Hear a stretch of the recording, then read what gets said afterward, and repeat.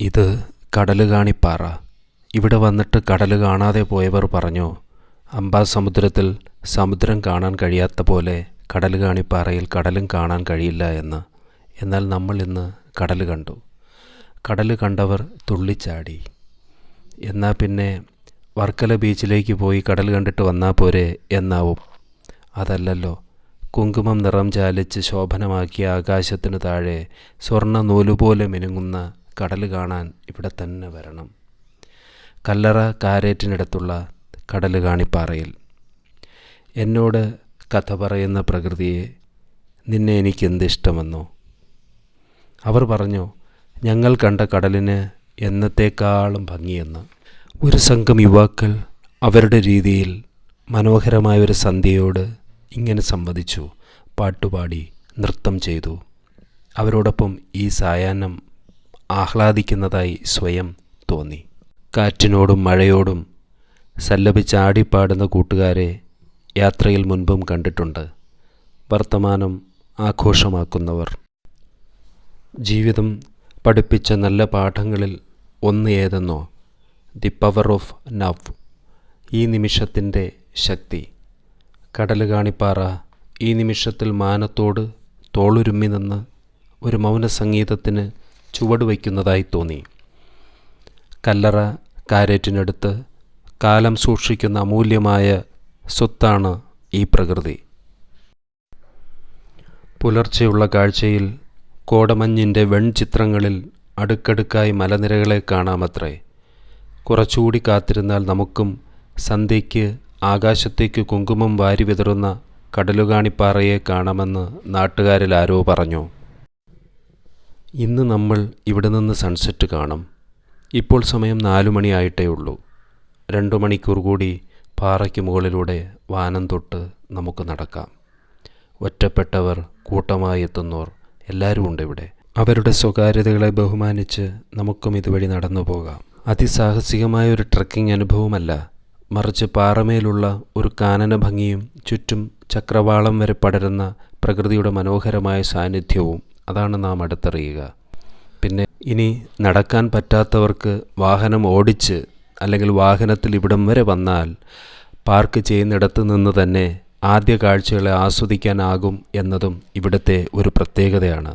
അതായത് മല കയറാൻ കഴിയാത്തവർക്കും ഇത്തരം ഒരു ഹൈ വ്യൂ പോയിൻറ്റിനെ അടുത്തറിയാൻ കഴിയും. അങ്ങിങ്ങായി ഒരുക്കിയ ഇരിപ്പിടങ്ങൾ, കാഴ്ചക്കൂടാരങ്ങൾ, ചായപ്പീടികകൾ എല്ലാം പുല്ലുമൂടി ആരും ശ്രദ്ധിക്കാനില്ലാതെ കിടക്കുന്നു. ഒരു കാലത്ത് വളരെ പ്രതീക്ഷയോടെ തുടങ്ങിയ നിർമ്മാണ പ്രവർത്തനങ്ങളിൽ വിനോദസഞ്ചാര ഭൂപടത്തിൽ ഇവിടം കൂടി ഉൾപ്പെടുത്താൻ ആഗ്രഹിച്ച ജനപ്രതിനിധികൾ, ഉദ്യോഗസ്ഥർ, അവരൊക്കെ ഇത് കാണുമ്പോൾ വിഷമം തോന്നാതിരിക്കാൻ ഇടയില്ല. ഒരു സ്ഥലം ടൂറിസത്തിൻ്റെ ഐക്കോണിക് ആയി മാറുമ്പോൾ ആ നാടും വികസിക്കും.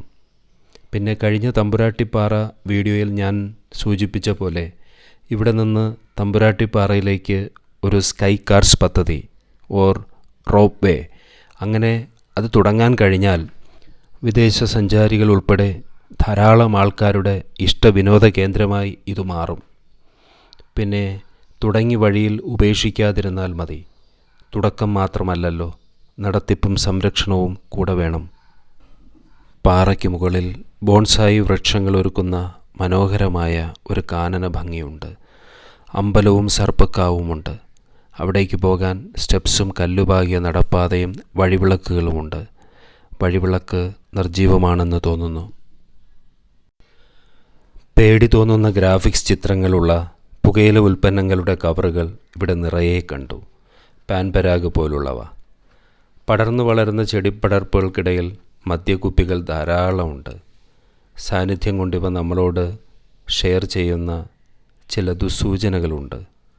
മനുഷ്യവംശം തന്നെ ഉന്മൂലനം ചെയ്യപ്പെട്ടേക്കാവുന്ന DNA വ്യതിയാനങ്ങളിൽ അടുത്ത ഒരു 200 വർഷങ്ങളിൽ തന്നെ സംഭവിച്ചേക്കാവുന്ന ചില ചേഞ്ചസ് ഏതോ ഒരു സയൻറ്റിഫിക് മാഗസിനിൽ വായിച്ചത് ഞാൻ ഓർക്കുന്നു. നിരന്തരമായി ഉപയോഗിക്കുന്ന പുകയില ഉൽപ്പന്നങ്ങൾ. സാമൂഹിക സംവിധാനങ്ങളും നീതിപീഠവും ആലോചിക്കുന്നതിനപ്പുറം നമുക്കും ഇതൊക്കെ ചിന്തിച്ചു തുടങ്ങാം എന്ന് തോന്നുന്നു. ഇത് പാറക്കുട്ടികളുടെ കിൻഡർ ഗാർഡനാണോ? നിറയെ കുഞ്ഞൻ പാറകൾ, നിഴൽ വിരിച്ച് പടർന്നു പന്തലിച്ച കുള്ളൻ മരങ്ങൾ, അതിൽ നിറയെ പറന്നുപാടി നടക്കുന്ന പക്ഷികൾ, ചിത്രശലഭങ്ങൾ. തെളിഞ്ഞ ഒരു നഭസിനു താഴെ പാറക്കുട്ടികൾക്കു വേണ്ടിയുള്ള ഒരു അങ്കനവാടി. വലിയ പാറയിടുക്കുകൾക്കിടയിൽ അപകടകരമായ ഗർത്തങ്ങൾ. അങ്ങനെ വീണ് മാരകമായി പരിക്കേറ്റൊരു യുവാവ് ഈയിടെ ഇവിടെ അവസാനിച്ചു എന്ന് ആരോ പറഞ്ഞു കേട്ടു. അശ്രദ്ധ മരണത്തിൻ്റെ പേരിടാത്ത ഒരു പര്യായമാണ്. മുൻപ് കണ്ട അതേ ചക്രവാളം കുറച്ചുകൂടി മേലെ നിന്ന് ഇങ്ങനെ കാണാം. വെറുതെ അതിലൂടെ ഇതിലൂടെ ഇവിടെ മുഴുവൻ നടന്നു കാണാം. അല്ലെങ്കിൽ സ്വകാര്യത പങ്കിടുന്ന ഒരു സന്ധ്യയ്ക്കായി ആണ് വന്നത് എങ്കിൽ ഏതെങ്കിലും ഒരു കാഴ്ചത്തുരുത്തിൽ ഒരു പാറമേൽ കുറേ നേരം വെറുതെ ഇരിക്കാം. പടിഞ്ഞാറ് നിന്ന് വരുന്ന ഇളം കാറ്റേക്കാം. മലയെ ചുറ്റിയുള്ള ഒരു പാതയിലൂടെ നമ്മളിപ്പോൾ നടക്കുകയാണ്. കാഴ്ചകളെ ആവുന്നിടത്തോളം പകർത്തിയെടുക്കുന്നതിന് വേണ്ടിയാണ്. കുറച്ചു സമയം കൂടി കഴിഞ്ഞാൽ ഇവിടെ ഇരുട്ട് വീഴും. പിന്നെ അവിടെ നമ്മൾ കണ്ടത് ഇവിടുത്തെ ശിവക്ഷേത്രമാണ്. ചെങ്കുത്തായ വൻ പാറക്കൂട്ടങ്ങൾക്കിടയിലൂടെ അടുക്കി വൃത്തിയാക്കിയ ചില പടവുകൾ. അവയൊക്കെ ഈ രീതിയിൽ സഞ്ചാരയോഗ്യമാക്കി തന്നവർക്ക് 1000 നന്ദി. ഇത് കുറച്ച് ട്രക്കിംഗ് അനുഭവം നൽകുന്ന ഒരിടമാണ്. നടന്ന് മുകളിലേക്ക് കയറി വന്നാൽ ഇവിടെ മലമുകളിലെ സർപ്പക്കാവ് കാണാം. പിന്നെ ഗുഹയെന്നൊക്കെ പറഞ്ഞ് ആരോ ചിലർ ഇതിന് ചുറ്റുമുള്ള ചില പാറയിടുക്കുകളിൽ, അവയിൽ തികച്ചും അപകടകരമായ ഗർത്തങ്ങളുണ്ട്.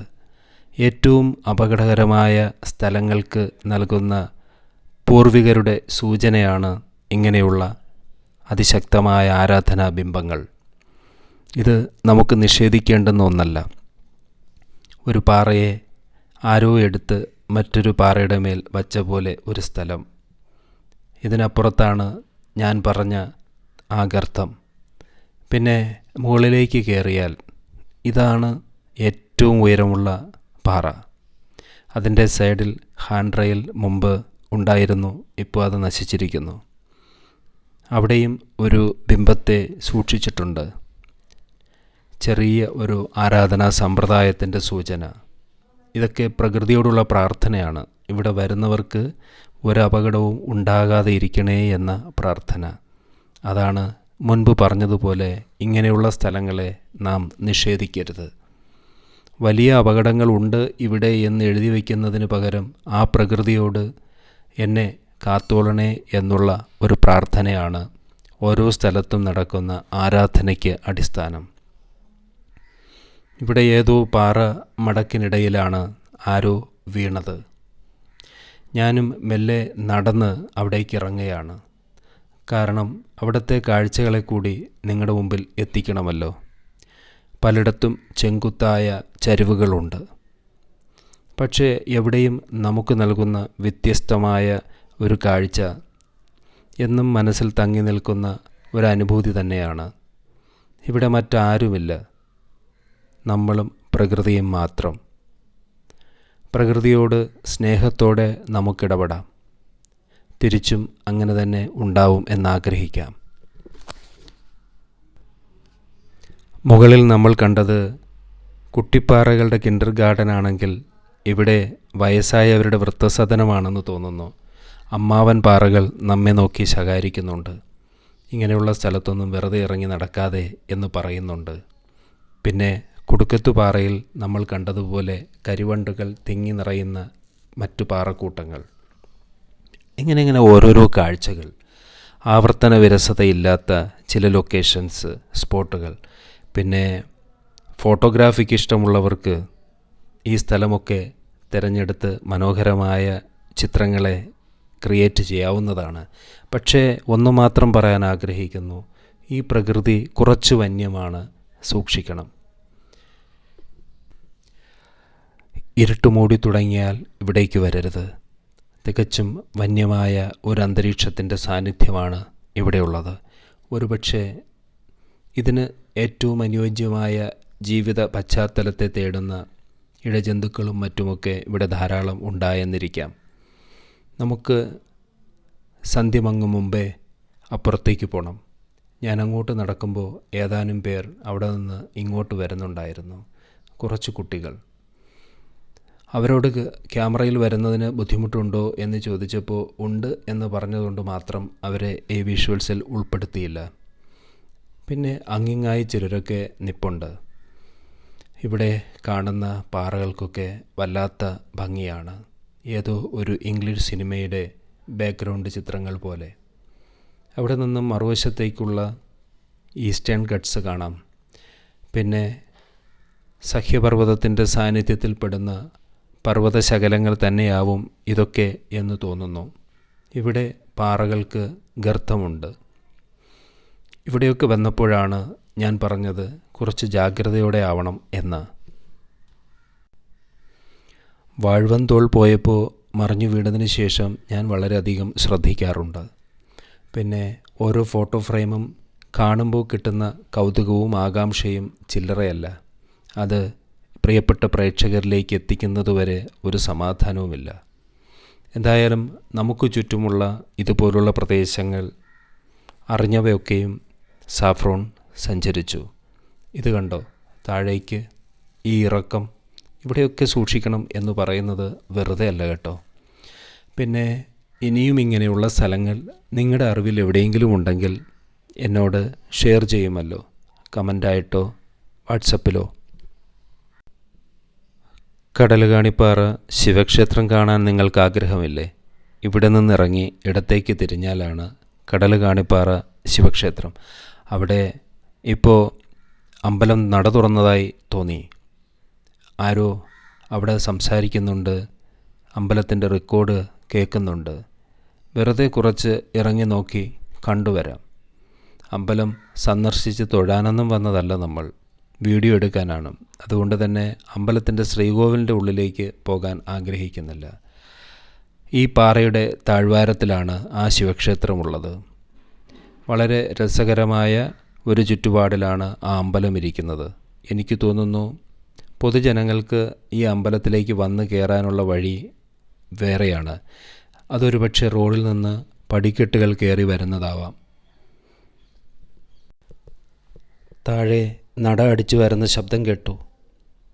പിന്നെ ഒന്ന് രണ്ട് ആൾക്കാരുടെ വർത്തമാനവും. അമ്പലം നട തുറക്കാൻ ഒരുങ്ങുകയാണ്. പൂജാരിയും കഴകക്കാരും ഒക്കെ അവിടെയുണ്ട്. ഇത് ശിവക്ഷേത്രമാണെന്നും കടലുകാണിപ്പാറ ശിവക്ഷേത്രം എന്ന പേരിൽ അറിയപ്പെടുന്ന വളരെ പുരാതനമായ ഒരു അമ്പലമാണിതെന്നും അവിടെ നിന്ന് പൂജാരി പറഞ്ഞു. പിന്നെ നമ്മൾ അമ്പലത്തിലേക്ക് ദർശനത്തിനു വേണ്ടി വന്നതല്ലല്ലോ, അതുകൊണ്ട് തന്നെ അങ്ങനെയുള്ള ചില തയ്യാറെടുപ്പുകൾ ഇല്ലാത്തതുകൊണ്ട് ഞാൻ അമ്പലത്തിൻ്റെ ഉള്ളിലേക്ക് പോയില്ല. മാത്രവുമല്ല, പല സ്ഥലത്തും വീഡിയോഗ്രാഫി ഫോട്ടോഗ്രാഫിയൊക്കെ അവർ അനുവദിക്കുന്നതല്ല. വെറുതെ നമ്മൾ ചോദിച്ച് മുഷിയണ്ടല്ലോ എന്ന് കരുതി ഞാൻ ചില സ്വകാര്യ സംഭാഷണങ്ങളൊക്കെ നടത്തി. അതായത് എന്നെ അറിയാമെന്ന് ആ പൂജാരി പറഞ്ഞു, ബ്ലോഗിൽ കണ്ടിട്ടുണ്ടത്രേ. അങ്ങനെ കുറച്ച് നേരത്തെ സംഭാഷണത്തിന് ശേഷം ഞാൻ അവിടെ നിന്ന് തിരികെ നടന്നു വന്ന അതേ വഴിയെ. നമുക്ക് ഇനി കടലുകാണിപ്പാറയിലെ ആ സൺസെറ്റ് കാണണം. അതാണ് മുഖ്യം. തിരികെ വീണ്ടും ആ മല നടന്നു കയറി.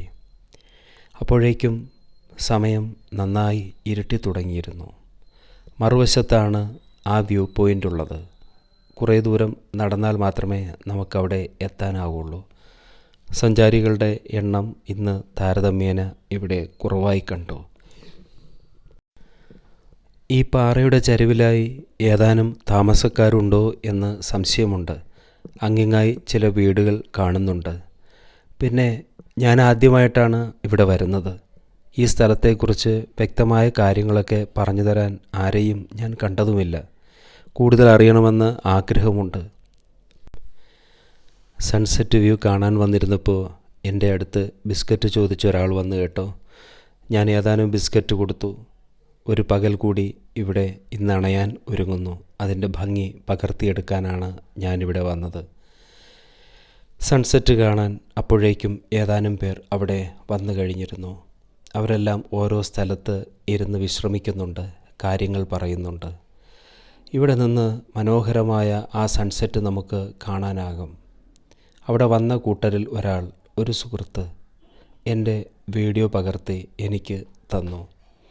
ഞാൻ അറിഞ്ഞുകൊണ്ട് തന്നെയാണ് അത് ചെയ്തത്. മിക്കപ്പോഴും നല്ല സൗഹൃദങ്ങളെ ഇതുപോലുള്ള യാത്രകളിൽ കിട്ടാറുണ്ട്. അവർ ഏതോ കോളേജിൽ നിന്നോ മറ്റോ വന്നവരാണ്. അവർക്ക് വീഡിയോയിൽ വരാൻ താല്പര്യമില്ല എന്ന് പറഞ്ഞതുകൊണ്ട് മാത്രമാണ് അവരുടെ വീഡിയോ ഇതിൽ ഉൾപ്പെടുത്താത്തത്. അങ്ങ് ദൂരെ ആകാശം ചുമന്നു തുടങ്ങി. അതുപോലെ വെള്ളിരേഖ പോലെ ചെറിയ ഒരു കടലിൻ്റെ സാന്നിധ്യവും നമുക്ക് ഇപ്പോഴും കാണാവുന്നതാണ്. എത്രയും മനോഹരമായ കാഴ്ചകളെ തേടിയുള്ള യാത്രകളാണ് നമ്മുടെ ഓരോന്നും.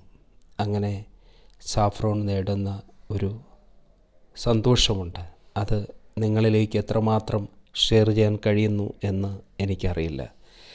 മിക്കപ്പോഴും കാൽപ്പനികതകൾ പറഞ്ഞിടുന്ന ചില എപ്പിസോഡുകളാണ് നമ്മുടെ ചാനലിലുണ്ടാവുക. എന്നാൽ ഇത്തവണ അങ്ങനെ ഒരനുഭവവും ഉണ്ടായില്ല.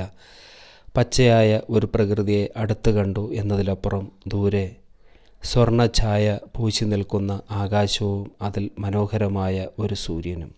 ഇവിടുത്തെ സൺസെറ്റ് അത്ഭുതമാണത്രേ. ചെഞ്ചായം പൂശിയ അന്തിമാനത്തിനു താഴെ ഇരുൾ മൂടുന്നൊരു പകൽ, സ്വർണ്ണ നിറം ചാർത്തുന്ന കടലു കാണിപ്പാറ, മനസ്സിനെന്തെന്നില്ലാത്ത സന്തോഷം. അസ്തമയത്തിൻ്റെ വർണ്ണവിസ്മയം കാണാൻ പിന്നെയും ആൾക്കാർ ഇവിടേക്ക് വന്നുകൊണ്ടേയിരുന്നു. കുറച്ചു നേരം ഈ കാഴ്ചകൾ കണ്ടു. ഇനി നമുക്ക് ഇവിടെ നിന്ന് പോകാം. 35 കിലോമീറ്റർ നമുക്കിനി സഞ്ചരിച്ചു വേണം തിരികെ വീട്ടിലെത്താൻ. ഇതുവരെ കാര്യം പറഞ്ഞ് സ്നേഹം പങ്കിട്ട് സാഫ്രോണിനോടൊപ്പം കൂടെ നിന്ന എല്ലാവർക്കും 1000 നന്ദി. Love you all. പിന്നെ ഒരു കാര്യം, സമയം കിട്ടുമെങ്കിൽ ലൈക്ക് ചെയ്യാനും ഷെയർ ചെയ്യാനും പിന്നെ നിങ്ങളുടെ കമൻറ്റുകൾ തരാനും മറക്കല്ലേ. നന്ദിയോടെ, സാഫ്രോൺ.